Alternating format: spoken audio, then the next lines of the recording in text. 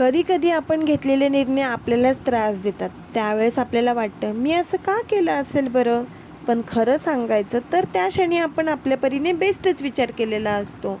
हो, काही निर्णय चुकीचे ठरतात, पण त्या चुकीमुळे आपण अजून मजबूत होतो, हेही लक्षात घेतलंच पाहिजे ना.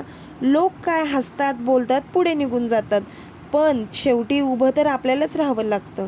स्वतःला दोष देण्यापेक्षा प्रत्येक चूक म्हणजे शेवट नसतो, ती एक नवी सुरुवात असते, असाही विचार करणं गरजेचं असतं. कधी वेळेवर थांबणंही गरजेचं असतं, कारण कधी पुढे जाण्यापेक्षा थांबून स्वतःला समजून घेणं जास्त महत्त्वाचं असतं.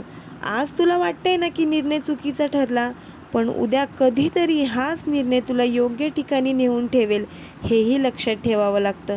कारण निर्णय चुकतो, पण मन जर खरं असेल ना, तर शेवटी सगळं योग्यच ठरतं.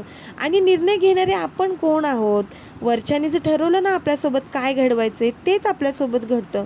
त्यामुळे घेतलेला निर्णय कसा योग्य ठरेल, ह्याच्यावर जास्त काम करणं मला महत्त्वाचं वाटतं.